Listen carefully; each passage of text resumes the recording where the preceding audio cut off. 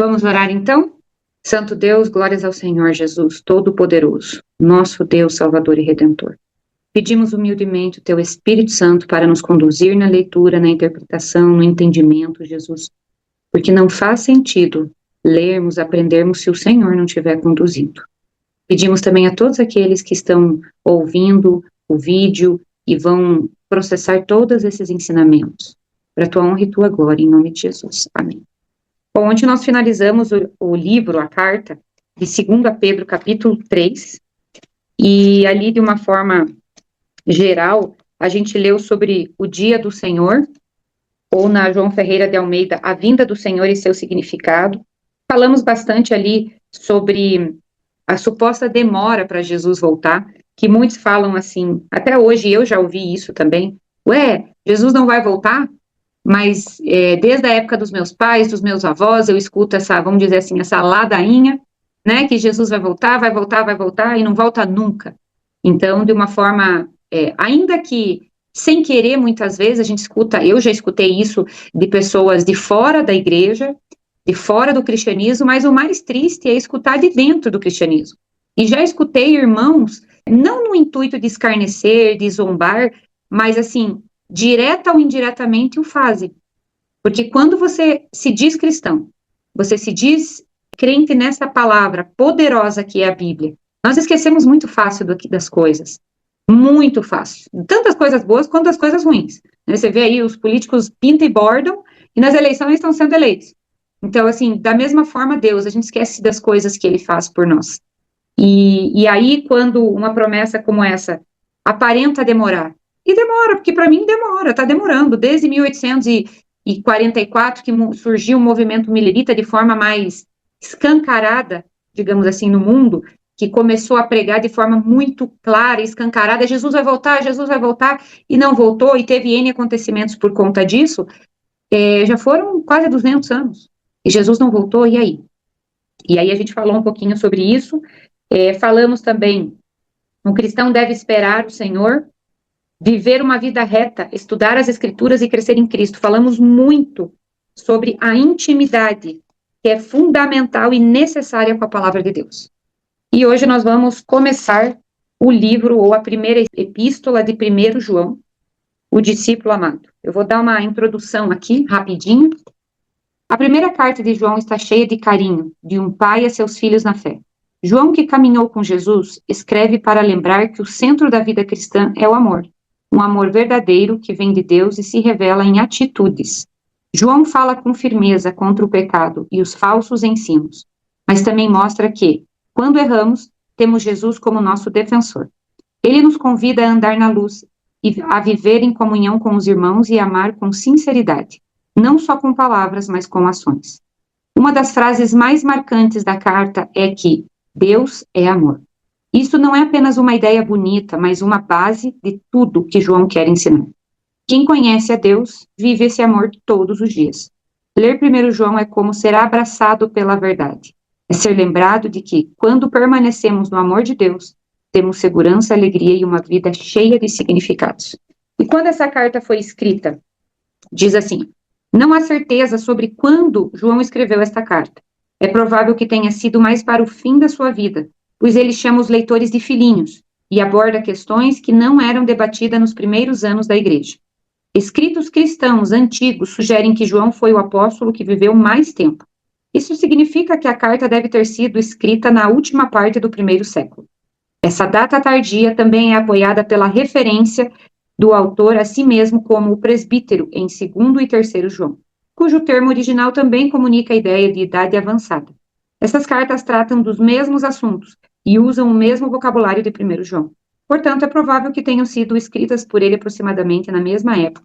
E crê-se que Apocalipse, que também foi um livro escrito por esse mesmo autor, o apóstolo, o discípulo João, que foi escrito por volta do ano 95, muito provável que essas epístolas e cartas de 1ª, 2ª e 3º João tenham escrito numa data muito próxima, se não na mesma, da do livro de Apocalipse.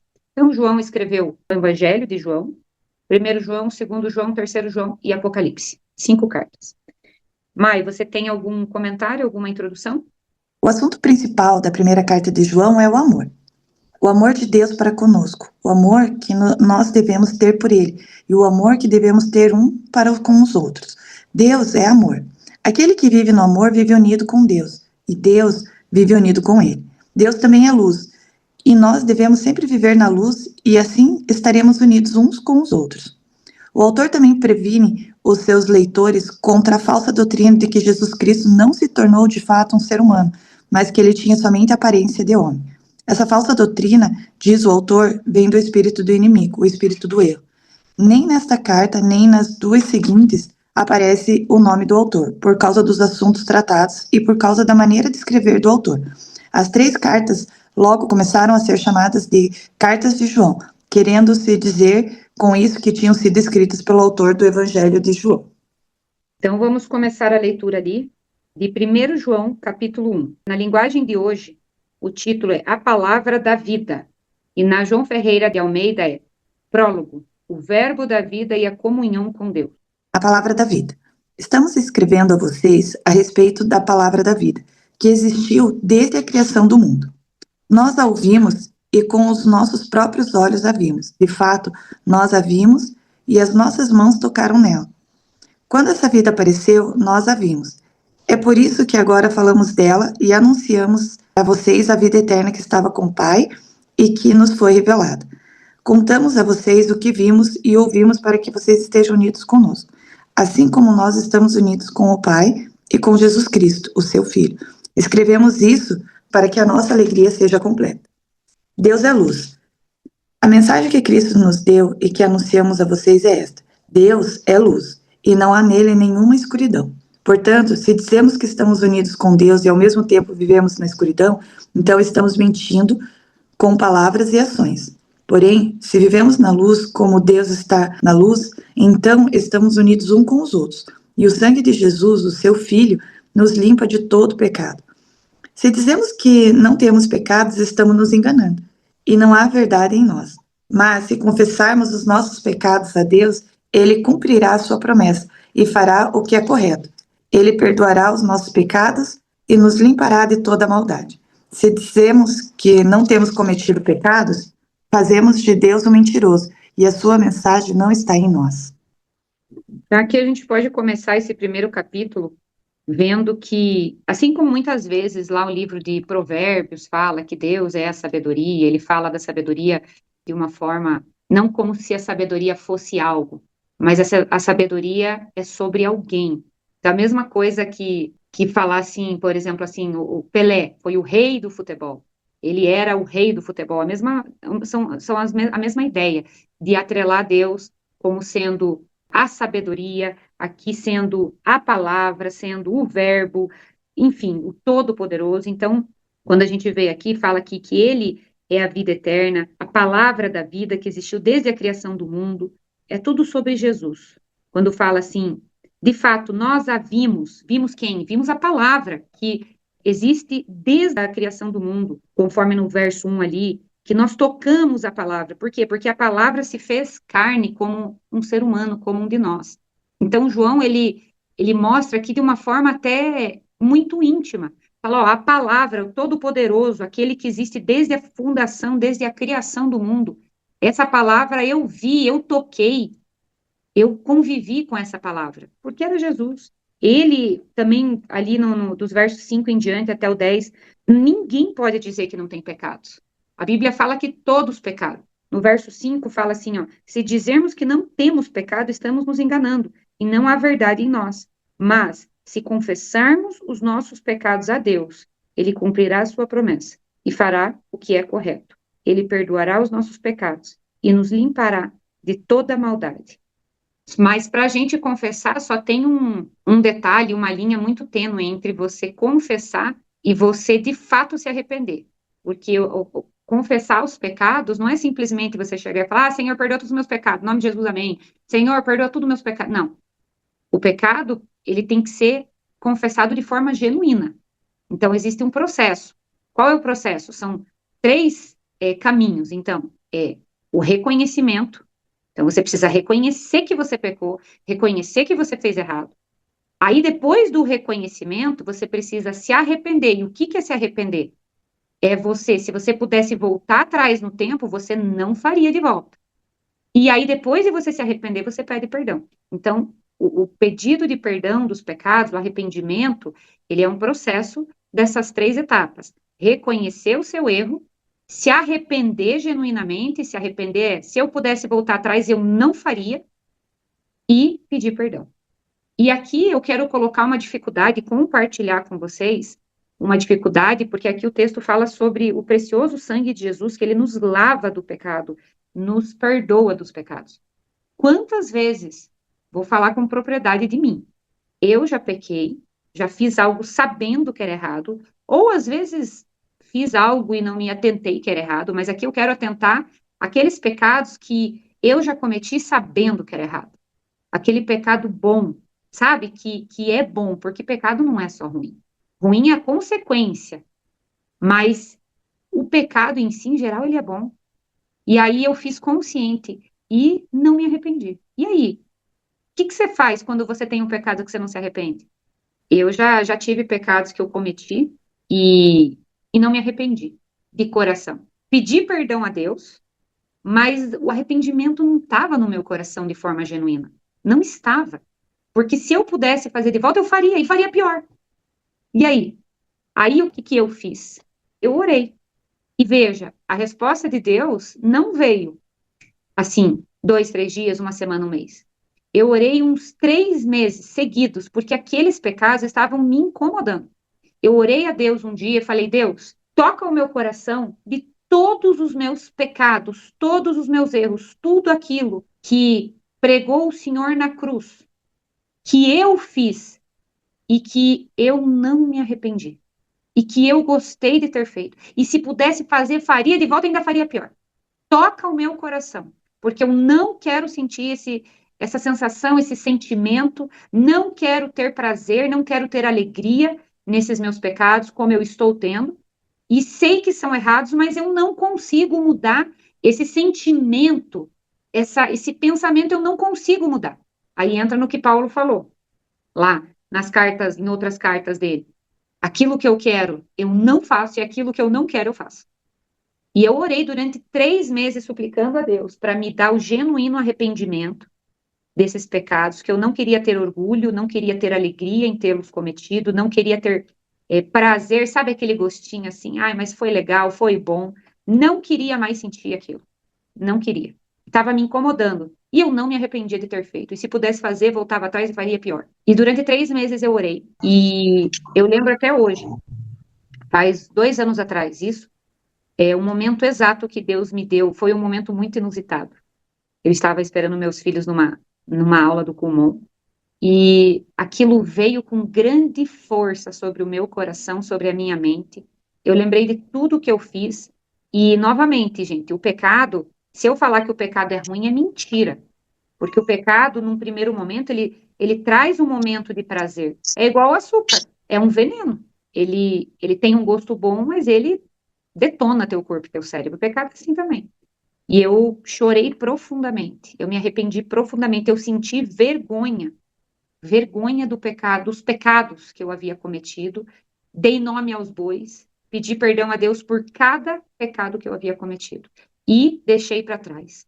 E evito pensar, evito lembrar deles para que eu não caia na tentação de sentir o maldito gosto bom do pecado ou memórias boas.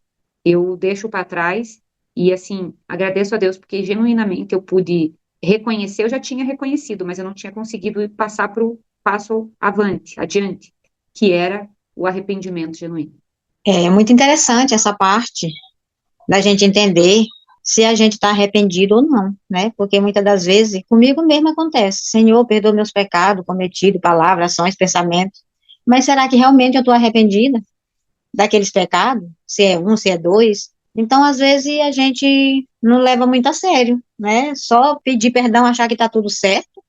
Então, o importante é examinar se realmente eu estou arrependida do meu pecado. Esse é o mais importante, né? Se eu me arrependi.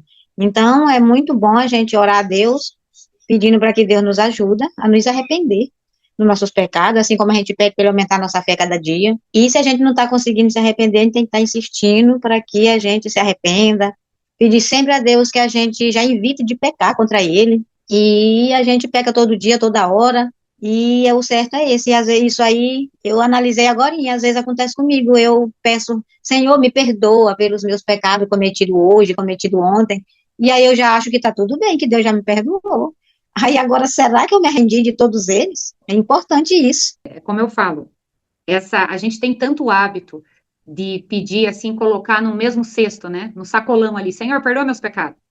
Tá. Quando alguém ofende você, durante ali algumas, vou dar um exemplo bem simples, vamos dizer, do dia a dia de muitas pessoas, talvez.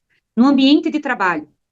Você está no seu ambiente de trabalho e tem aquela pessoa que te prejudica ali nos pormenores do dia a dia, tem aquelas brincadeirinhas ácidas, e você percebe que tem algo ali daquela pessoa com relação a você, aquela pessoa podendo falar de você, ela fala, e aí aquilo vai acrescentando. Aí um dia essa pessoa se arrepende, ou aparenta se arrepender e chega para você e fala, desculpa. Aí você vai falar, tá, tudo bem, desculpa por tudo que eu fiz. Tá, beleza, mas é diferente quando você escuta um desculpa, olha, me desculpa porque eu prejudiquei você, me desculpa porque eu te caluniei, me perdoe porque eu fiz isso, realmente, me perdoe. É diferente, o perdão, ele vem mais limpo, ele vem puro, ele vem de forma genuína. É importante a gente dar nome aos bois, aos nossos pecados. É importante a gente reconhecer pecado por pecado. Por isso que eu falo de volta, vou bater na tecla. O caderninho que eu faço, que nós falamos esses dias aqui, é de colocar aqui, ó, eu coloco a coluna Deus, pecados, gratidão e pedidos. Hoje, de manhã, antes do primeiro Deus, eu fiz esse meu culto pessoal e eu escrevi tudo que eu fiz ontem. E é muito importante esse exercício, porque primeiro você exercita a tua memória sobre o teu dia anterior e tem coisas assim que você vai exercitando, fazendo o cérebro pensar, lembrar, e você fala, nossa, eu nem me lembrava que eu fiz isso, ou que eu falei isso ontem, ou que eu pensei dessa forma. Mas também, como eu dei o exemplo esses dias, imagine você numa linha, numa estrada, que é onde nós estamos, o tabuleiro do grande conflito, e tem ali a estrada. Você tem que estar na faixa ali do carro, do teu carro. Se você desvia um pouco para a esquerda, e já aconteceu, quem dirige sabe, às vezes está dirigindo uma distração, o carro vai um pouquinho para a faixa, vai comendo a faixa, como diz, pega e volta. Quando eu faço o exercício do meu caderninho, diariamente, eu sempre realinho ele. Eu faço o balanceamento dos pneus do meu carro, vamos dizer assim. Eu realinho ele na faixa e coloco ele no prumo de volta a cada manhã. Que as misericórdias se renovam, eu coloco ele na linha de volta. Aí durante o dia a gente, conscientemente ou não, vai tirando a faixa. No dia seguinte de manhã eu realinho ele. E é importante você fazer esse exercício. Recomendo vocês fazerem esse caderninho, porque diariamente você vai lembrando dos teus pecados do dia anterior. E aí eu tenho uma dificuldade tremenda com memória. Tremenda, como diz meu marido, ainda bem que você lembra que eu sou teu marido, né? Porque eu não lembro de muita coisa. Mas o que que acontece? Eu peço a Deus, Senhor, me ajuda a lembrar. E às vezes a minha mente é meio dispersa. E aí eu suplico a Deus, me ajude a lembrar, me ajude a focar, Espírito Santo. E esse é um exercício também para aqueles que têm TDAH ou que têm alguma dificuldade de focar. Porque você vai exercitando esse músculo do teu cérebro. E não é fácil, tá? Não é de um dia para o outro, um mês para o outro que isso vai acontecer. É como a gente falou esses dias. É você diariamente se especializar nessa modalidade de oração, nessa modalidade de lembrança, reconhecimento do pecado. Igual você se especializa na tua profissão e no teu ofício. Não é em um mês, dois que você vai aprender. Mas em um ano você já vai estar mais ou menos, já vai estar sabendo ali, tendo o básico do básico, a mesma coisa. Então é importante você exercitar. E se você não se arrepende, como eu, muitas vezes, reconheci, eu dei o primeiro passo, que foi o reconhecimento, mas não senti o arrependimento genuíno, novamente, o arrependimento, como eu falo para os meus filhos, o que que é? Quando eles vêm pedir perdão para mim, eu sempre falo, desculpa, mamãe, pelo que eu fiz, tá? Desculpa pelo quê? Ah, é porque eu gritei com você, tudo bem. Mamãe, perdoa. Tá arrependido? Tô. Se fosse para fazer de volta, você faria de volta? Não, mamãe, eu não faria. Então, a mamãe perdoa, porque esse é o arrependimento genuíno. Se você pudesse voltar no passado, você faria de volta o que você fez? Se faria, ora. Ora e pede ao Espírito Santo arrependimento. E ora até você sentir o fogo do Espírito Santo se dando o arrependimento. E muito provavelmente esse arrependimento vai vir com uma vergonha e com muitas lágrimas. Com o peito assim rasgando. Um comentário aqui que eu achei bem legal, que eu acho que vale a pena a gente repartir. Minha Bíblia fala assim, ó, o que que eu faço quando eu pecar contra Deus? E olha que legal. Ele dá uma resposta, uma ilustração pra gente tentar ver se dá certo isso ou não. Então, o que que eu faço quando pecar contra Deus? Vá correndo direto para a presença de Deus, confesse o seu pecado e receba o perdão dele. O pecado pode paralisar você. Pode ou não pode? Com certeza, né? O pecado pode paralisar você e às vezes a culpa nos impede de falar com Deus. É nesse sentido de ele às vezes é tão grave que a gente pode ficar até sem graça de chegar a Deus, né? Outras vezes nós não procuramos a Deus porque achamos que o nosso pecado, o nosso erro foi tão grave que o perdão não nos pode ser dado tão facilmente. E então nós continuamos a pecar, nos afundando na lama. Quanto mais você espera, mais fácil é continuar pecando e você fica cada vez mais afastado de Deus. É um ciclo vicioso que vai matar você espiritualmente. O pecado pode aprisionar e levar você por um caminho ladeira abaixo. Por isso, não entre nessa viagem. Não deixe o pecado dominar você. Corra para Deus antes que você fique preso numa montanha-russa descontrolada. Tenha certeza que Ele perdoará você. Eu achei bem interessante isso, porque é muito verdade quando a gente... Eu acho que enquanto a gente vai falando, a gente vai analisando a gente mesma, né? Em relação à parte do pecado. E ela não é verdade. Tipo, tem horas assim que você fala, nossa, mas eu errei de novo aqui. E daí no outro dia, porque você se arrepende, mas não é aquela coisa, igual você falou, o pecado muitas vezes não é uma coisa ruim. Principalmente eu vejo na parte da alimentação, assim, sabe? Eu me arrependo, mas ele é tão bom que amanhã eu tô fazendo de novo. E aí daqui a pouco eu começo a ficar com vergonha de pedir para Deus perdão daquilo. Por quê? Porque eu não tô me arrependendo, porque é gostoso. E aí, cada vez mais fica difícil da gente pedir perdão, e quanto mais a gente deixa de pedir perdão por esse pecado, mais difícil vai ficando e mais você vai se atolando mesmo ali. Então, enquanto eu fui lendo ali, eu fui falando, nossa, como isso é real. Muitas das vezes a gente é ciente. Por isso que quando diz tem que ser genuíno, tem que ser verdadeiro, porque quando a gente não pede, sabendo que a gente não vai conseguir passar por aquilo, a gente fica começando até a ter vergonha de pedir, porque a gente não quer. E isso é triste, e isso é onde a gente tem que estar bem consciente, porque às vezes a gente fala, Senhor, me perdoa o pecado, mas eu não queria pedir perdão desse pecado, Senhor, porque ele é bom.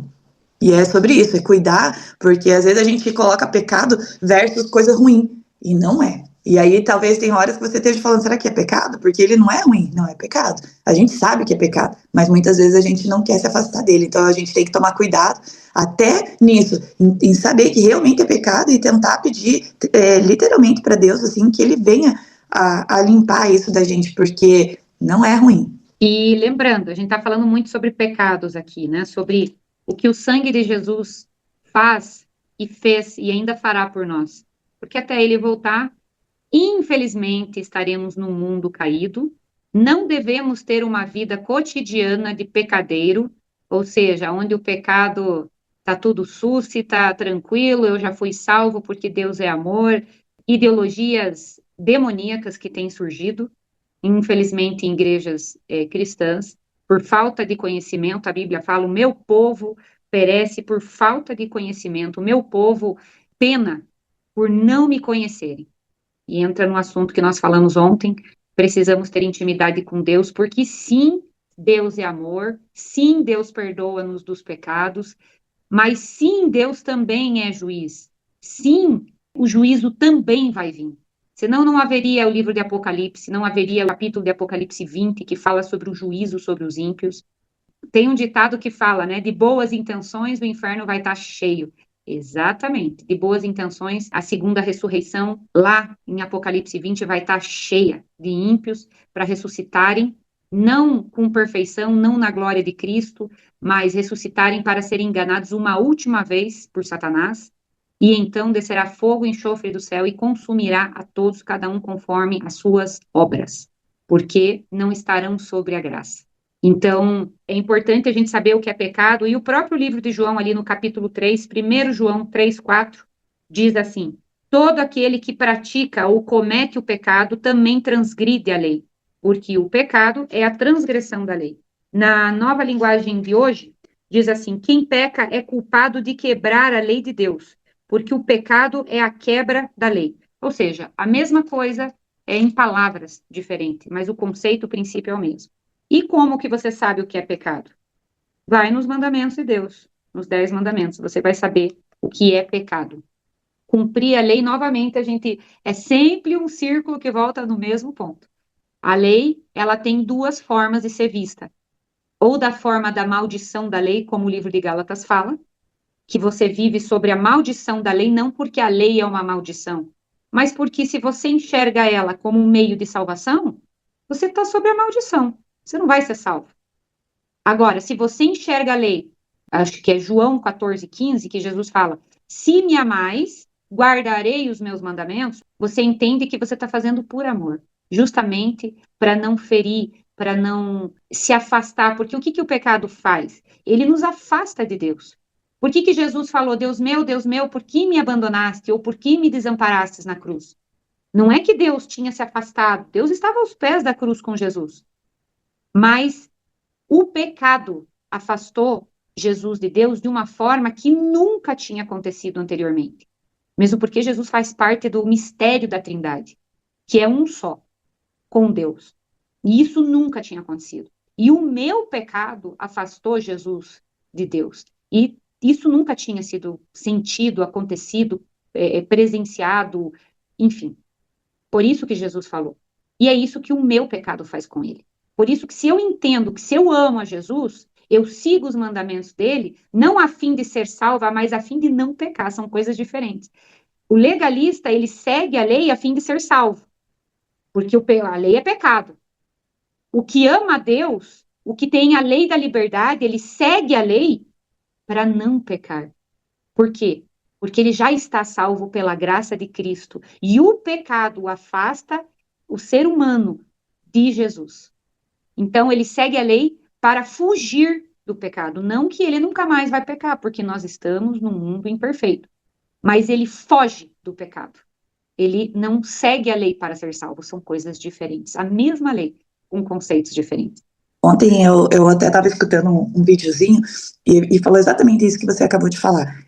Deus é amor e hoje muitas igrejas, né, para se tornar o lado bonzinho, venha para nós, a gente aceita porque Deus é amor. E aí é o perigo, né? Porque as pessoas estão procurando isso, eles não querem obedecer, eles querem continuar no pecado, né? E ser aceito, achando que Deus vai perdoar, porque a gente está na graça. E quanto é perigoso isso, né? Porque é exatamente o que você acabou de falar. Deus é amor? Claro que ele é amor. Meu Deus, se não fosse amor, ele não teria dado o único filho dele para morrer por nós. Isso eu concordo. Mas a gente precisa ter a preocupação de entender que Deus é justo também. Então, assim, cuidar dessa parte de que Deus é amor e ele perdoa tudo e que a gente pode pecar. Então, a gente tem que tomar muito cuidado com isso. Assim, hoje existe muita igreja, venha do jeitinho que você a gente aceita tudo porque Deus aceita e vai estar com você porque Deus é amor. Então, a gente também tem que tomar cuidado com isso e fazer por amor a Deus, obedecer a Deus, igual você comentou ali, a gente tentar cumprir os mandamentos por amor, né? E aí automaticamente você faz, mas não que a gente possa fazer tudo porque Deus é amor e vai nos perdoar e nós estamos na graça. Estamos na graça, sim, mas a gente tem uma obediência a Ele e aí é onde a gente precisa tomar cuidado, porque muitas das vezes a gente está procurando isso, assim, a gente quer continuar no pecado e ainda queremos que Deus esteja aqui com a gente, né? Então a gente tem que tomar muito cuidado com isso também. E a linha entre legalismo e amor, obediência por amor, é muito tênue. É uma linha muito, é um fiozinho de cabelo. Porque se você entende e você ama esse Jesus assim de uma forma absurda, desesperadora, mais do que o teu próprio filho, que no caso para uma mãe, acho que não tem amor maior do que o filho, né? É um amor assim inexplicável. Se você consegue e ama Jesus mais do que o teu próprio filho, você não quer se afastar dele. Porque você o ama assim com todas as tuas forças, com todo o teu ser. E aí você foge daquilo que pode atrapalhar o teu relacionamento com ele. Você foge. E quando você peca, quando eu faço alguma coisa de errada, gente, eu me sinto o pó do cocô da bactéria. Sabe? Eu me sinto muito mal. Eu falo, Jesus, como que o Senhor pode me amar e eu ser tão assim imperfeita, tão pecadora, eu magoar o seu coração. E eu fico assim, nossa, gente do céu, eu fico arrasada quando eu percebo assim alguma coisa. Às vezes não é nem pecado, às vezes é falta de fé. Nossa, eu me sinto. E assim, o que hoje se prega muito, infelizmente, e é uma teologia demoníaca, gente. É, Jesus, ele é igual a serpente fez no Éden. Ela usou, Satanás usou as palavras de Deus, a serpente encarnada, né, através ali do sistema do espiritismo demoníaco ali, ele encarnou na serpente, que era um dos animais mais lindos do Éden, impressionou Eva com palavras da boca de Deus, e aí ela fez uma vírgula e colocou um detalhe dela ali, um detalhe mentiroso. Então é a mesma coisa, Jesus fala assim: venha para mim do jeito que você está. Venha para mim do jeito que você está. Então, se você é um adúltero, se você é um abusador, se você é um assassino, um bandido, se você é um sonegador de imposto de renda, se você é sido consumidor de pornografia, não interessa, ou se você é uma pessoa que fala palavrão, que não sei, todo mundo aqui tem pecado, todo mundo é errado. Só que uns buscam seguir os mandamentos de Deus para errar menos, para estar mais próximo de Deus a cada dia, e outros estão aí, deixa a vida me levar, a vida leva eu, como já dizia Martinho da Vila, né? Então, assim, venha como você está, não interessa o que você fez. Mas aí a Bíblia fala lá, em 2 Coríntios 5,17, assim que, se alguém está em Cristo, nova criatura é. As coisas velhas já passaram, eis que tudo se fez novo. E tudo se fará novo. Quando você entrega a tua vida a Jesus, não é um toque de mágica ali com uma varinha, tá? Que tudo, de repente, do nada. Às vezes você vê assim, e eu falo porque eu já frequentei esse tipo de igreja. Você vai na igreja, aí você tem um êxtase emocional. Você chora, você se joga, você cai, você... E aí aquilo, nossa, agora eu sou nova criatura e tal. Quando esse êxtase, essa emoção passa, vida que segue. Vida que segue do mesmo jeito. E aquilo vai diminuindo e você continua a tua vida. É gostoso você ter esse êxtase. Eu confesso que eu já frequentei igreja assim e já tive momentos assim. Só que o êxtase passa. Assim como o efeito do êxtase droga. É bom ali naquele momento, é intenso, mas vai passar. Então, assim, a tua aceitação a Jesus, você se tornar nova criatura, deve ser uma escolha não de êxtase, não momentânea, emocional, que vem através de uma música que mexe teu coração, te emociona e te faz chorar. Tudo isso é bom. Mas não é aí que você vai ter uma decisão. A decisão é aqui, ó, no teu lobo frontal, na tua razão. É quando você racionalmente escolhe mudar de vida. A emoção pode estar envolvida, sim. Só que lembre que a Bíblia fala: enganoso é o coração do homem. Então, pode ter emoção envolvida? Pode. Mas lembre que é uma escolha racional. É razão. Eu quero mudar de vida. Senhor Jesus, me ajuda porque eu não consigo deixar de beber, não consigo deixar de fumar, não consigo deixar de assistir tal programa, tal assunto, não consigo deixar de fazer tal coisa. Pede a Deus e Deus vai trabalhando dia a dia, vai se alimentando. É um processo. A conversão, gente, ela é fruto de uma decisão racional, da qual é necessário um processo. Então, venha com Jesus como você está, mas a Bíblia fala: não permaneça como você está.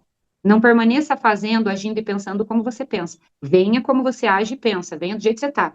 Mas aí você se torna nova criatura, e é um processo.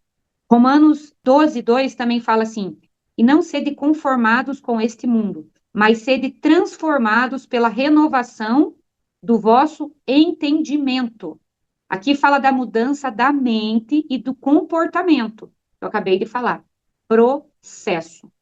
O processo não vem do momento de êxtase e emoção, vem da razão. Efésios 4:22-24 diz assim: que, portanto, ao trato do passado, vos despojeis do velho homem, ou seja, deixa o velho eu, o velho homem, e vos renoveis no espírito do vosso sentido, e vos revistais do novo homem, que segundo Deus é criado em verdadeira justiça e santidade.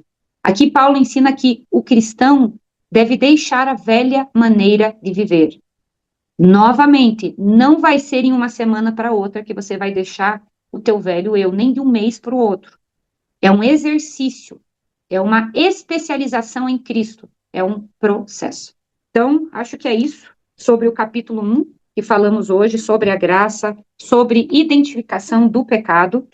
Então, a gente identificar o que é pecado, para que a gente consiga genuinamente entender os processos e novamente, eu gostei muito da perspectiva que a Mai deu. A minha perspectiva sobre o pecado foi uma perspectiva de reconhecimento, mas não um genuíno arrependimento. E aí, novamente, um processo de oração diariamente, até que 3 meses depois, orando todo dia, o Espírito Santo me deu o genuíno arrependimento, vergonha, nojo do meu pecado, dos meus pecados. A Mai já colocou uma outra perspectiva de pecado.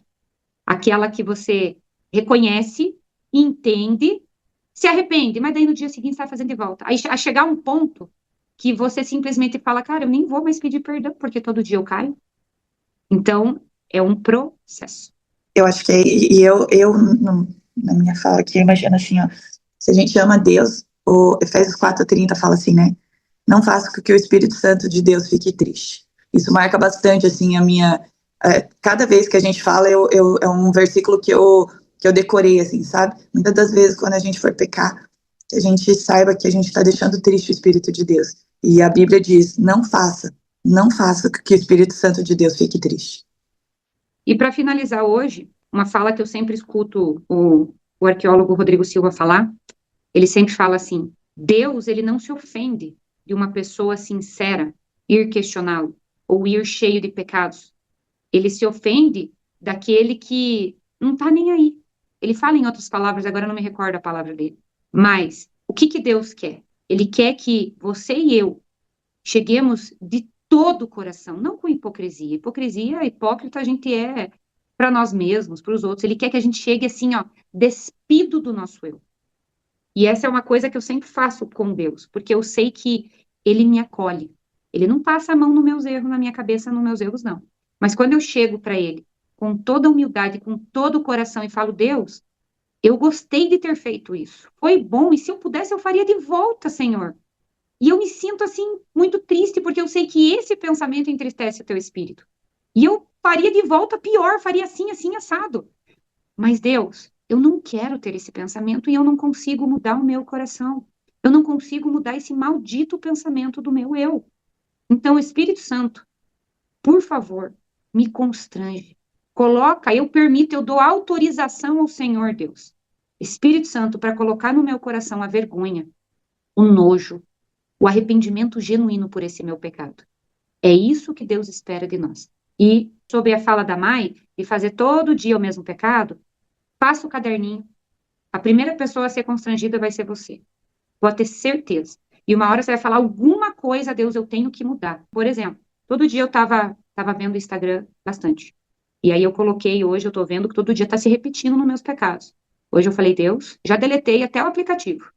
Me ajude, porque é um satanás, se torna um demônio na minha vida isso. E eu não quero, porque esse é um tempo precioso que o Senhor me dá. Para ter com a minha família, para ter lendo, para ter fazendo algo de saudável, de útil. Vamos orar, pessoal? Querido Deus que estás no céu, obrigada, Senhor. Obrigada porque sentimos o Teu Espírito Santo conosco, nos mostrando, Senhor, nos tocando o coração em relação ao pecado. Há tantas coisas que o nosso coração erra e te entristece. Perdoa-nos, Senhor, mas que esse pedido de perdão seja verdadeiro, genuíno, e que nós possamos rever cada dia o pecado e nos arrependermos realmente dele. De uma forma toda especial, Senhor, que o Senhor abençoe cada um que estará escutando esses vídeos, esse vídeo de hoje, inclusive, e que, de alguma forma, o Espírito Santo mova e toque o coração para que nós possamos entender que o pecado nos afasta de Deus. Dá-nos um dia na Tua companhia, nos ajude, esteja conosco, é isso que nós pedimos e desde já te agradecemos, no doce nome de Jesus. Amém.